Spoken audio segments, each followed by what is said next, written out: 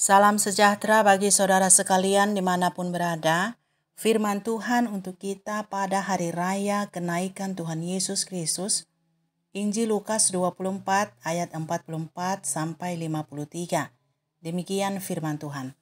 Ia berkata kepada mereka, "Inilah perkataanku yang telah kukatakan kepadamu ketika aku masih bersama-sama dengan kamu, yakni bahwa harus digenapi semua yang tertulis tentang aku dalam kitab Taurat Musa dan kitab Nabi-Nabi dan kitab Mazmur." Lalu ia membuka pikiran mereka sehingga mereka mengerti kitab suci. Katanya kepada mereka, "Ada tertulis demikian, Mesias harus menderita dan bangkit dari antara orang mati, dan pada hari yang ketiga, dan lagi dalam namanya, berita tentang pertobatan dan pengampunan harus disampaikan kepada segala bangsa, mulai dari Yerusalem. Kamu adalah saksi dari semuanya ini, dan aku akan mengirim kepadamu apa yang dijanjikan Bapakku, tetapi kamu harus tinggal di dalam kota ini sampai kamu diperlengkapi dengan kekuasaan dari tempat tinggi." Lalu Yesus membawa mereka keluar kota sampai dekat Betania. Di situ ia mengangkat tangannya dan memberkati mereka. Dan ketika ia sedang memberkati mereka, ia berpisah dari mereka dan terangkat ke surga. Mereka sujud menyembah kepadanya, lalu mereka pulang ke Yerusalem dengan sangat bersukacita.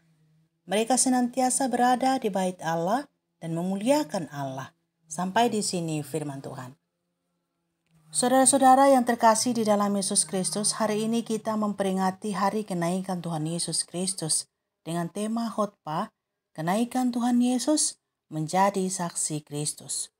Menjadi saksi Kristus bukanlah pekerjaan yang mudah.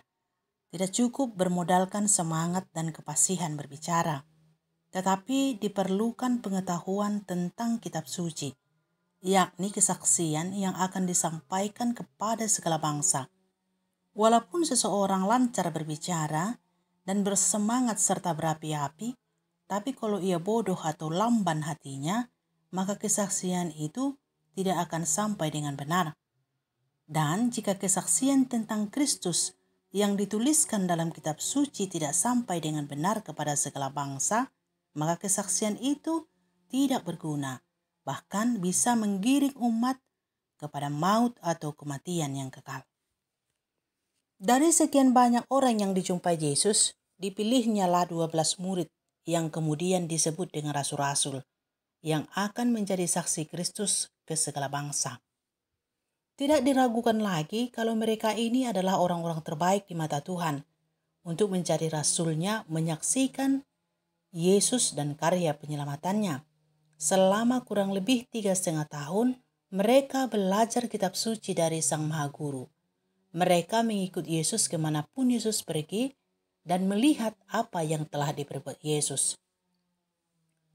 Secara pemikiran manusia, semestinya mereka sudah sangat pintar dan mengetahui tentang isi kitab suci, sebab apa yang diajarkan dan diperlihatkan Yesus kepada mereka, itu semuanya adalah penggenapan dari apa yang tertulis di sana. Tapi, lihatlah betapa sulitnya mereka mengerti. Sampai pada hari-hari terakhir Yesus akan meninggalkan mereka untuk naik ke surga, mereka tetap saja bodoh dan lamban berpikir. Dalam ayat 25 pasal 24 ini dituliskan, lalu ia berkata kepada mereka, "Hai kamu orang bodoh, betapa lambannya hatimu, sehingga kamu tidak percaya segala sesuatu yang telah dikatakan para nabi." Namun, walaupun mereka bodoh dan lamban hatinya, sehingga tidak percaya kepada perkataan para nabi, bukan berarti pengutusan mereka dibatalkan. Mereka akan tetap diutus menjadi saksi-saksi Kristus. Tetapi mereka diteguhkan lagi dengan menjelaskan kepada mereka semua yang dituliskan tentang Dia dalam seluruh kitab suci, mulai dari kitab-kitab Musa dan kitab nabi-nabi dan kitab Mazmur. Lihat ayat 27 pasal 24. Yesus hendak mengingatkan bahwa kesaksian mereka haruslah kesaksian tentang Yesus yang tertulis pada kitab suci, bukan yang lain. Jadi siapa yang berkata dirinya diutus menjadi saksi Kristus, tetapi berbicara tentang yang lain, sebenarnya ia bukanlah utusan Tuhan Yesus. Sebab kesaksian yang menibakan seseorang pada keselamatan hanya ada di dalam nama Yesus yang dituliskan pada kitab suci. Dan siapa yang berbicara tentang Yesus, tetapi bukan Yesus yang tertulis pada kitab suci, itu pun bukanlah kesaksian yang benar. Bukan hanya itu, Yesus dengan jelas mengatakan bahwa kesaksian mereka tentang Yesus haruslah kesaksian yang berfokus atau berpusat pada penderitaan, kematian dan kebangkitan Yesus, dan lagi tentang pertobatan dan pengampunan. Lihat ayat 46 sampai 48. Katanya kepada mereka, ada tertulis demikian, Mesias harus menderita dan bangkit dari antara orang mati pada hari yang ketiga, dan lagi dalam namanya berita tentang pertobatan dan pengampunan dosa harus disampaikan kepada segala bangsa mulai dari Yerusalem. Kamu adalah saksi dari semuanya ini. Dari nas ini terlihat bahwa kesaksian mereka tidak boleh menyimpang dari itu semua. Yesus tidak berkata kepada mereka saat itu untuk menyampaikan kesaksian tentang berkat-berkat jasmani, mukjizat-mukjizat, atau pengajaran semacam motivasi untuk menghadapi perkara-perkara dunia, atau menyaksikan tentang Kristus yang akan membuat hidup menjadi tenang, sukses dalam setiap usaha dan jauh dari kegagalan. Bukan itu. Tetapi yang harus mereka sampaikan kepada segala bangsa adalah tentang Yesus yang menderita, mati dan dibangkitkan, tentang pertobatan dan pengampunan, sebab dalam kesaksian yang seperti inilah seseorang akan diselamatkan. Untuk melakukan semuanya ini dengan tepat dan benar, mereka memerlukan pertolongan. Sebab Yesus akan pergi meninggalkan mereka, dan tanpa Yesus, mereka akan tetap menjadi orang bodoh dan lamban berpikir. Untuk itulah, mereka harus diperlengkapi dengan kekuasaan dari tempat tinggi, yakni Roh Kudus. Yesus berkata dalam ayat 49, dan aku akan mengirimkan kepadamu apa yang dijanjikan Bapa-Ku. Tetapi kamu harus tinggal di dalam kota ini sampai kamu diperlengkapi dengan kekuasaan dari tempat tinggi. Mereka tidak bersaksi sebelum Roh Kudus turun atas mereka, sebab Roh Kuduslah yang akan menolong mereka dalam kesaksiannya. Dan mereka senantiasa berada di bait Allah untuk memuliakan Allah. Dan setelah 10 hari mereka di bait Allah memuliakan Allah, turunlah Roh Kudus atas mereka, seperti lidah api menghinggapi tempat itu dan menghinggapi mereka. Dan disitulah pertama kali Rasul Petrus berkhotbah dengan suara nyaring, menyaksikan tentang Yesus dan karyanya yang menyelamatkan manusia. Turunnya Roh Kudus inilah yang kita rayakan sebagai Hari Raya Pentakosta. Roh Kudus inilah yang mengingatkan mereka tentang apa yang sudah pernah dikatakan Yesus kepada mereka untuk disampaikan kepada segala bangsa. Roh Kudus inilah yang akan menghibur mereka dalam pelayanan kesaksian itu, sebab mereka akan menderita penolakan, sebab dunia tidak mengenal mereka. Roh Kudus inilah yang membuka hati dan pikiran mereka untuk dapat mengenal Tuhan dengan benar dan untuk membuka mata hati mereka menjadi terang dan untuk mengerti tentang pengharapan yang terkandung dalam panggilannya.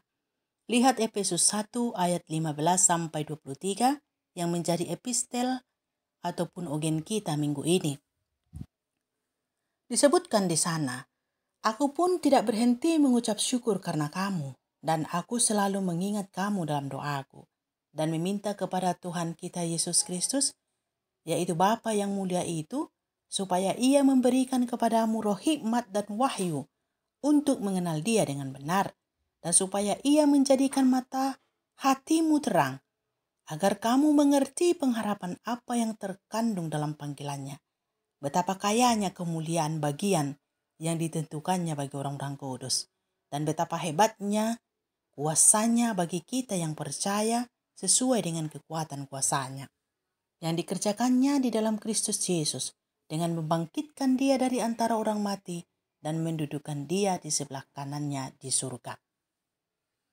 Rasul Paulus adalah saksi Kristus yang bekerja seturut dengan apa yang disuruhkan Tuhan Yesus.